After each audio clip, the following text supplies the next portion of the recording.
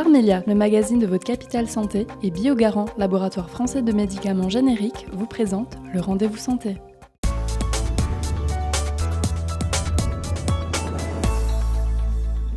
Bonjour à tous et bienvenue dans votre Rendez-vous Santé avec votre magazine santé Pharmelia à retrouver dans toutes vos officines. Le cancer du sein, c'est vraiment un problème. Nous allons bien sûr parler dépistage aujourd'hui, traitement et sport aussi, parce que tous ces éléments permettent d'avoir un taux de 86% de survie après 5 ans chez les personnes atteintes de cancer du sein. Alors comment est-ce possible? Nous sommes avec une personne qui va vous apporter des réponses aujourd'hui. Pierre-Xavier Franck, bonjour. Bonjour Pierre. Vous êtes docteur en pharmacie, directeur de formation pour IFMO Califarm et directeur scientifique également pour IFMO Califarm. Bienvenue dans votre rendez-vous santé sur Alsace 20. Alors, pour le cancer du sein, on parle de dépistage, bien sûr. Est-ce que c'est toujours le facteur de prévention le plus sûr ? Tout à fait. Vous avez dit dans votre introduction quelque chose qui est très important. Vous avez parlé de la notion de pronostic. Il faut savoir aujourd'hui que le pronostic du cancer du sein est un bon pronostic. Vous l'avez dit, 86% des personnes survivent 5 ans après le diagnostic. C'est dû à un double facteur. Le premier facteur, je dirais que c'est la thérapeutique qui a beaucoup évolué depuis les années 2000, qui est beaucoup plus performante. On parle maintenant de thérapie ciblée. Et le second facteur, c'est bien évidemment la prévention avec cette action de dépistage qui concerne toutes les femmes âgées entre 50 et 74 ans de manière générale en France. Et alors là, vous parlez des femmes, mais pour les hommes, alors, est-ce qu'il y a aussi un risque de cancer du sein ? Tout à fait. Ça peut être surprenant, généralement les hommes ne le savent pas du tout, mais un homme peut tout à fait présenter un cancer du sein au même titre qu'il peut aussi présenter sous l'effet de traitements hormonaux pour d'autres pathologies, ce qu'on appelle des gynécomasties, c'est-à-dire une pousse mammaire, c'est-à-dire développer une véritable poitrine comme une femme. Très bien, on ne le sait pas, mais je pense que c'est une frange, un pourcentage très réduit. C'est faible, c'est très faible. Bon, en tous les cas, sachez-le, si jamais ça peut arriver. Tout le monde doit être sensibilisé à ça. Et au dépistage également. Le premier dépistage est très facile à faire, on peut le faire de chez soi. Tout à fait, c'est ce qu'on appelle l'autopalpation des seins. Donc finalement, c'est la femme qui va venir se passer les mains sur la poitrine, essayer de chercher un nodule, une petite masse en fait suspecte au niveau du tissu mammaire. C'est intéressant de le faire, forcément on conseille généralement de le faire 1 fois par mois, mais on a 90% des cancers du sein qui sont diagnostiqués suite au dépistage, c'est-à-dire qu'on ne sentait absolument rien du tout, et c'est la mammographie qui a mis en évidence une anomalie. Alors cette anomalie qu'on sent, dans 10% des cas, c'est une zone plus dure, plus résistante, c'est vraiment bizarre en fait. C'est une sorte de petite boule en fait qui va se promener. On peut parfois d'ailleurs penser que c'est un kyste. Pas parce qu'on a une boule au niveau du sein que c'est forcément un cancer. Il y a d'autres pathologies qui peuvent expliquer ça, mais néanmoins ça doit amener le patient, enfin la patiente en l'occurrence, à s'interroger et à consulter son médecin rapidement. Donc il faudra le faire confirmer par une mammographie, je suppose. C'est la technique de base du dépistage organisé en France. Donc c'est une mammographie bilatérale, effectivement. Toutes les femmes sont invitées entre 50 et 74 ans tous les 2 ans à se faire diagnostiquer gratuitement. C'est une démarche qui est totalement personnelle. Elles reçoivent un document, un bon de prise en charge de la sécurité sociale. Elles vont consulter le radiologue de leur choix. Il y a un double contrôle d'ailleurs aussi au niveau de la radio par 2 radiologues différents. C'est quelque chose qui est très bien rodé. Donc vraiment le diagnostic est contrôlé par plusieurs examens d'affilée. C'est ça. C'est-à-dire que lorsque on a un cancer qui est dépisté à ce moment-là, une tumeur qui est mise en évidence, bien souvent derrière on a des examens complémentaires comme une échographie, on va avoir d'autres examens, on peut avoir parfois des scanners, des IRM, d'autres choses qui complètent éventuellement pour rechercher des métastases, on ne sait jamais. Voilà, donc c'est assez long et au final, ce qui est réalisé, c'est ce qu'on appelle l'examen anatomopathologique. Alors c'est un nom qui est à rallonge, assez compliqué à comprendre. En fait, c'est l'examen des tissus au microscope pour voir en face de quel cancer on se retrouve. Voilà. Il faut combien de mois à peu près, combien de semaines pour être sûr, voilà, c'est là. Ça peut être assez rapide, je veux dire, lorsque on est parti sur un diagnostic probable de cancer du sein, les médecins mettent tout en œuvre pour amener le patient le plus rapidement possible au diagnostic sûr et certain. Et pour le guérir aussi, avec des traitements donc, qui sont adaptés à chaque personne. Oui. Alors, aucun cancer ne se ressemble véritablement. On a une grosse variabilité interindividuelle à ce niveau-là. Donc on a aujourd'hui des cancers qui expriment certaines cibles moléculaires très précises, qui ont donné naissance à des médicaments qu'on appelle les thérapies ciblées, qui ciblent donc par conséquent ces anomalies. Sinon, on a bien sûr aussi toujours les fameuses chimiothérapies cytotoxiques, c'est ce dont les patients parlent, la fameuse chimio. Et puis d'autres traitements qui sont complémentaires, mais tout aussi importants, voire même cardinaux pour certains. Je pense notamment à la chirurgie, qui est très importante dans le cancer du sein. La radiothérapie ou l'hormonothérapie ne sont pas non plus en reste. Je dirais qu'il y a un arsenal thérapeutique qui est très costaud aujourd'hui pour affronter le cancer et qui doit rassurer les patients. Et les patients vont, en ce mois d'octobre, beaucoup en entendre parler, c'est Octobre Rose.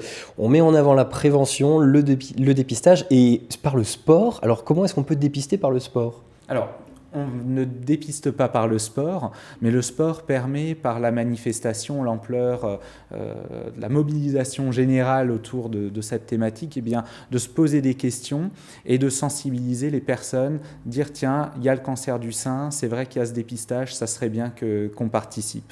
Voilà. Après, on a les bienfaits du sport aujourd'hui qui sont avérés en termes de prévention des cancers, en termes, je dirais, d'aide également au traitement des cancers. Le sport a un rôle qui est tout à fait important. Forcément, ça agit sur l'organisme, le sport, l'effort physique. Et dans le cas d'un cancer du sein spécifique, il peut y avoir une réaction spécifique ? En fait, on va avoir une double réaction, je dirais une réaction qui est tout à fait physiologique par la sécrétion de certains médiateurs qui vont, pour certains, ralentir le développement tumoral, d'autres même qui vont l'accélérer. Donc, le fait de faire du sport est protecteur à ce niveau-là. Et il y a un bienfait qui est absolument fondamental aussi, c'est le bienfait psychologique. Le fait d'aller à la rencontre d'autres personnes, ça crée un lien social, on va se dépenser, on élimine quelque part les mauvaises ondes. Après, on dort bien, généralement, du moins on dort mieux, parce que dans les cancers, les traitements qui sont associés, les premiers effets indésirables concernent bien évidemment les troubles du sommeil, les insomnies. Donc c'est quelque chose d'important. Donc vous nous dites que quand on est traité contre un cancer du sein, il faut continuer à faire du sport. Tout à fait. Et c'est ce que les médecins et les autres professionnels vous diront, garder une activité physique, pas forcément aller courir un marathon, ça c'est sûr, mais garder une activité physique régulière. Oui. Eh bien, courons ensemble justement. C'est ce qu'on va voir sur la course La Strasbourgeoise, reportage qui a été fait le 8 octobre à Strasbourg. Une course dans le cadre d'Octobre Rose. Regardez.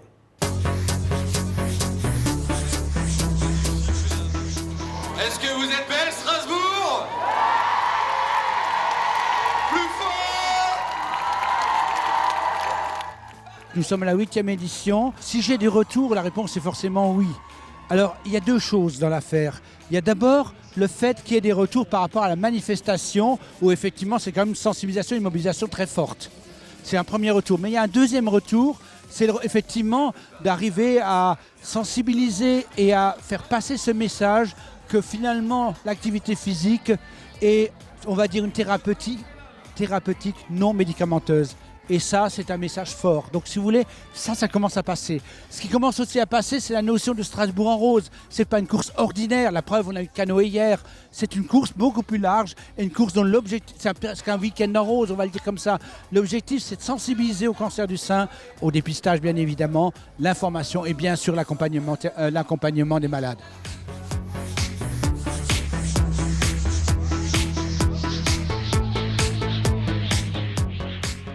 Pharmelia participe à cet événement tout simplement pour apporter son soutien à cet événement. Comme vous pouvez le savoir, Pharmelia appartient à une coopérative de pharmaciens et ça nous permettait également de faire participer l'ensemble de nos sociétaires à cet événement par le biais de la marque Pharmelia. Vous retrouverez dans toutes les pharmacies Pharmelia ce petit magazine qui va effectivement parler des conseils d'alimentation et de sport pour lutter contre le cancer. Je vous invite bien évidemment à le chercher dans nos pharmacies Pharmelia. Nous avons également de nombreux laboratoires partenaires qui participent à cet événement.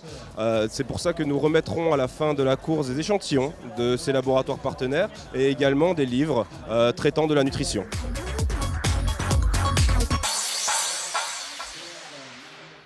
Un reportage des équipes d'Alsace 20. Pierre-Xavier, l'alimentation est essentielle pour gérer les points négatifs des traitements, visiblement.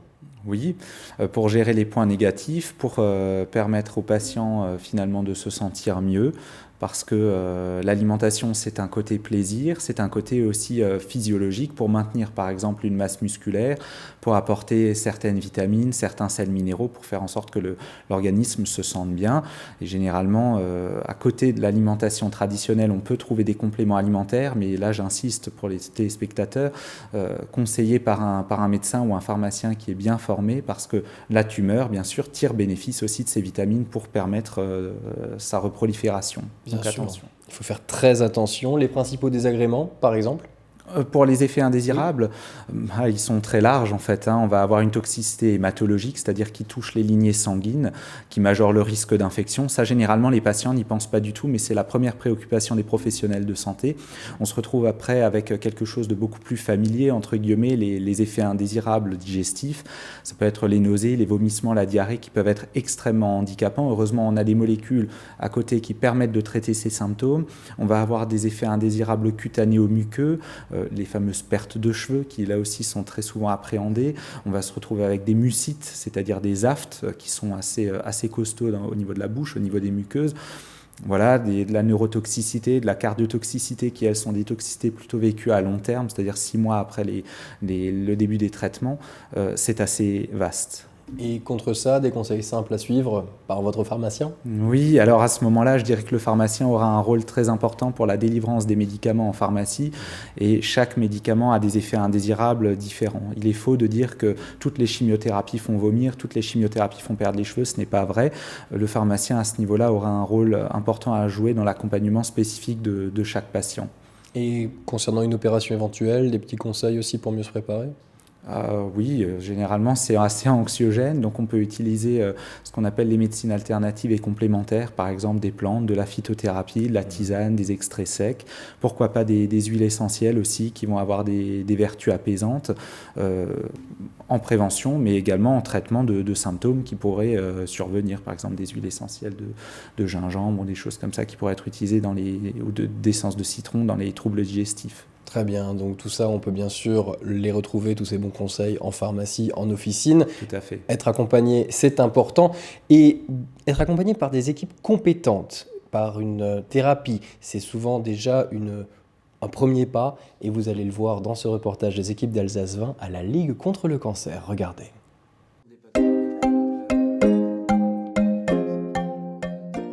L'activité physique maintenant est reconnue comme étant nécessaire et profitable au niveau thérapeutique.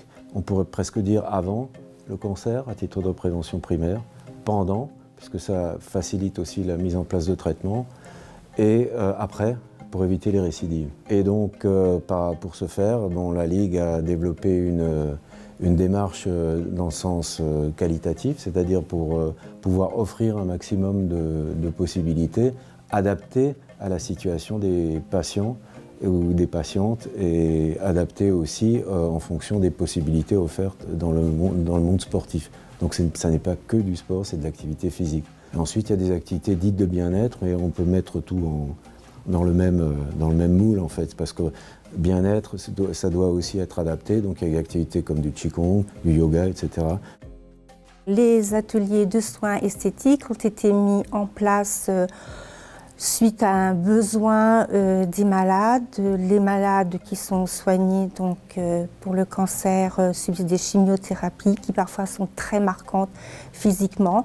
Et ces malades doivent subir le regard d'autrui. Chez nous, organisé par la Ligue, nous avons au comité mis en place ce qu'on appelle l'expression Ligue. Les malades sont réunis, ceux qui le souhaitent, sur un thème. Les thèmes sont toujours choisis par eux.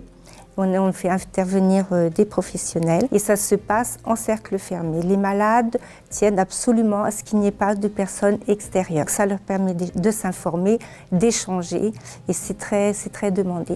Nous faisons venir des professionnels de la Ligue, enfin nos médecins, puisque nous avons au conseil d'administration plusieurs médecins cancérologues ou anciens cancérologues ou chirurgiens, donc ils peuvent apporter toutes les informations nécessaires, par exemple sur des thèmes pour lesquels les malades veulent être informés. Et ça se passe, on appelle ça rencontre de convivialité. Il y a des difficultés pour les malades atteints de la maladie du cancer pour obtenir des prêts. On leur donne les informations où se diriger pour avoir les bons conseils juridiques. On peut aussi intervenir financièrement parlant. Il y a aussi des aides qui sont alimentaires. On distribue des bons alimentaires, ce qui est quand même étonnant. Alors au comité, sur place, nous avons 3 psychologues qui interviennent à la demande. Ce sont des psychologues qui sont à disposition des malades. Soit elles demandent des entretiens personnalisés, soit elles se rendent à domicile et elles proposent également des groupes de parole.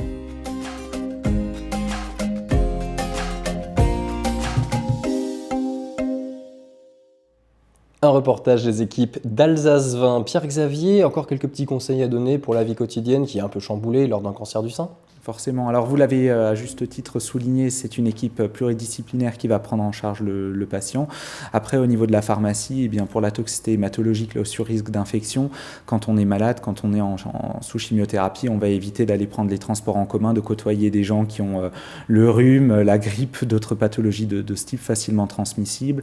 On va, pour les problèmes digestifs par exemple, essayer de sucer des glaçons régulièrement pour calmer la douleur. On va essayer d'éviter les aliments à bulles, éviter le vinaigre, voilà, des choses comme ça pour tout ce qui est agressif. Au niveau de la perte de cheveux, il faut aussi se travailler sa nouvelle image, entre guillemets, anticiper la perte de cheveux, donc privilégier une coupe plutôt courte. Voilà, il existe des perruques aussi qu'on peut porter qui sont assez élégantes avec une prise en charge de la sécurité sociale derrière en fonction de la prescription. Voilà, il y a énormément de choses à dire, c'est un domaine qui est très vaste. Et oui, il y a eu beaucoup de progrès depuis quelques années, il faut le souligner, hein. Et dans les officines, c'est pas que octobre rose, c'est toute l'année rose. On peut venir vous demander conseil toute l'année. Tout à fait, les patients peuvent rentrer dans n'importe quelle pharmacie. Il y en a 4 millions de personnes qui franchissent chaque jour la porte d'une pharmacie en France. Et les pharmaciens et les équipes officinales sont naturellement présentes pour répondre aux questions dans le domaine de la cancérologie, dans le domaine des différentes tumeurs et des traitements qui sont associés. C'est important. Et d'ailleurs, les officines Pharmélia ne sont de nouveau pas en reste avec la participation à cet octobre rose sur tout ce mois, en fait, avec des activités de formation, de sensibilisation de la patientèle aussi pour encourager les femmes à se faire dépister. Et c'est très louable, bravo à vous d'aider les gens à chaque fois. Vous pouvez également vous faire aider avec le magazine Pharmélia, ne le ratez pas, il est dans toutes vos officines. Vous savez ce qu'il vous reste à faire, une grosseur, une douleur, un coup de fatigue, faites-vous dépister. Les mammographies, c'est tous les combien d'années ? Tous les 2 ans, entre 50 ans et 74 ans. Bon, vous vous calez sur votre contrôle technique. Ce sera très bien, c'est tous les 2 ans aussi. Merci beaucoup Pierre-Xavier et à très bientôt pour une nouvelle émission, un rendez-vous santé sur Alsace 20.